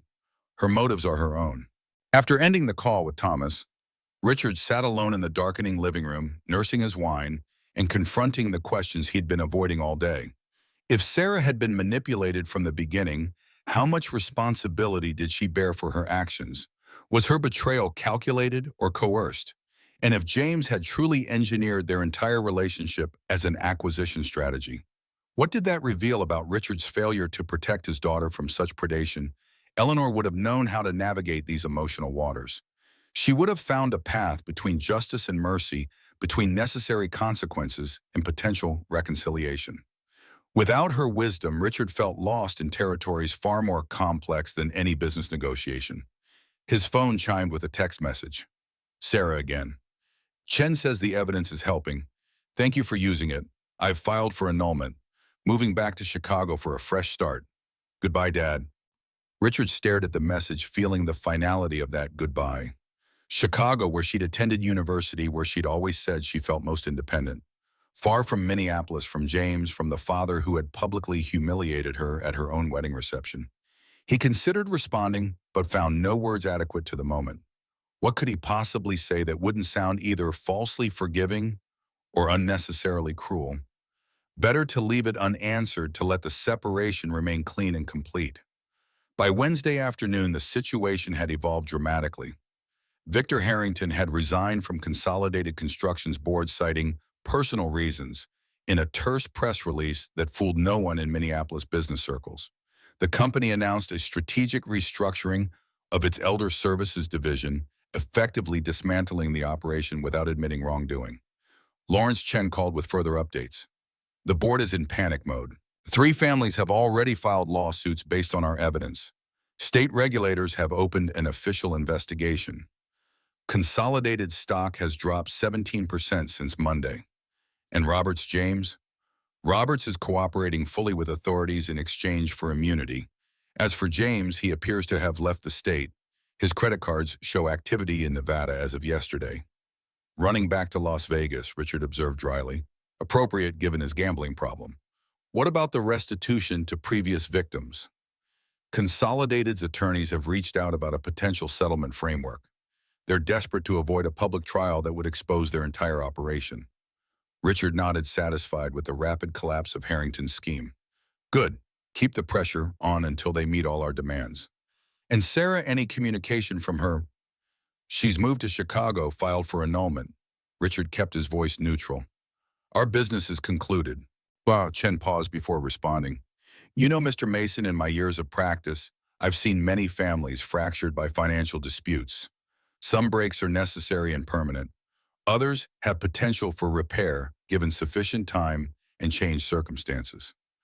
Are you suggesting I should forgive her betrayal? Richard's tone sharpened. I'm suggesting that humans are complex, relationships evolve, and time often provides perspective unavailable in the immediate aftermath of conflict. Chen's voice remained professionally detached. Merely an observation from experience, nothing more. After ending the call, Richard found himself drawn to Eleanor's garden again. The summer heat had intensified, requiring additional watering for the roses to maintain their vibrant blooms. He tended them methodically, remembering Eleanor's patient instruction years ago. Roses are resilient, she'd told him while demonstrating proper pruning technique.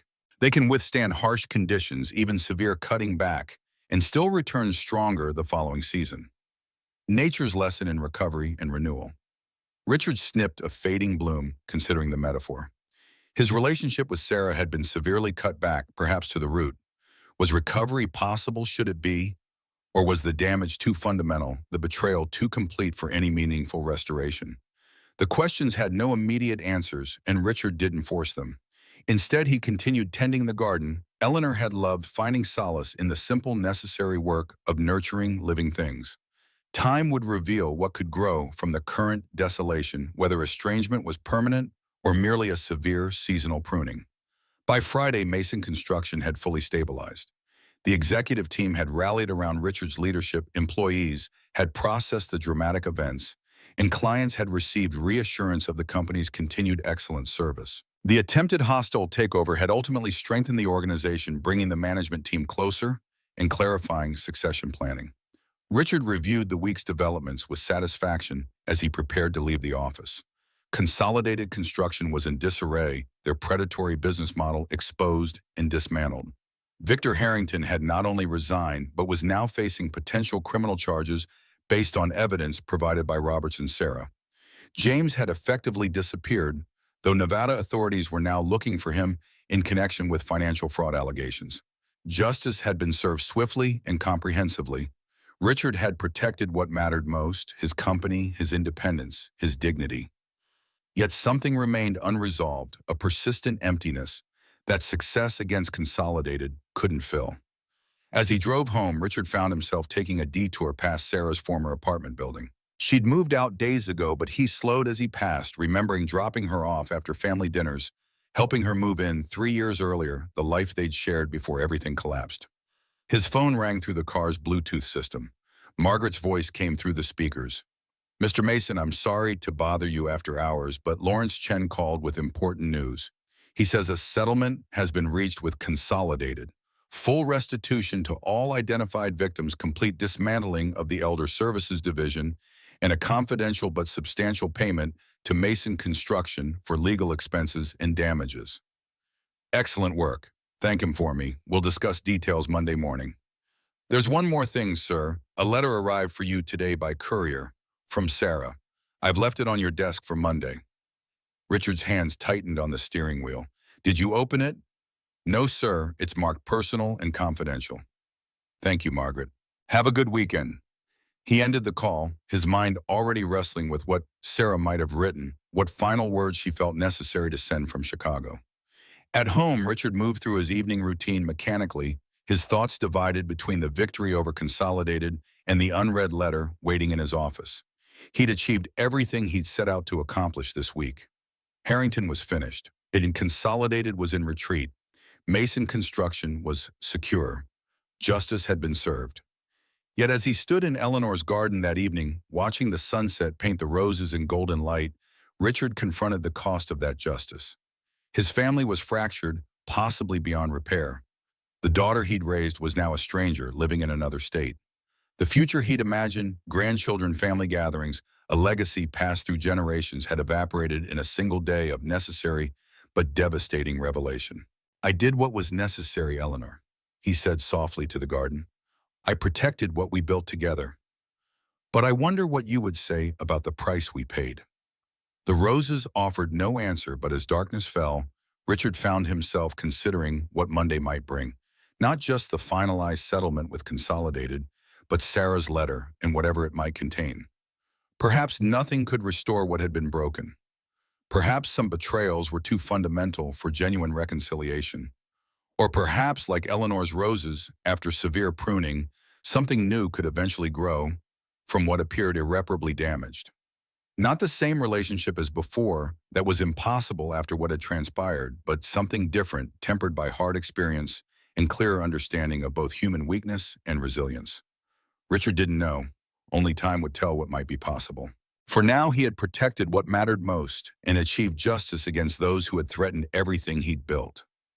Whatever Monday's letter contained, whatever the future held with Sarah, Richard Mason had reminded everyone, family, competitors, the entire Minneapolis business community, exactly who he was: a builder who refused to be dismantled, a businessman who understood value beyond price tags, a man who would fight with every resource to protect his independence and dignity.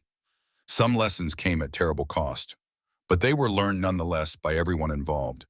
And in that knowledge, if nothing else, Richard found a measure of peace as he turned from the garden and walked back into his empty house, alone with his victory and its consequences.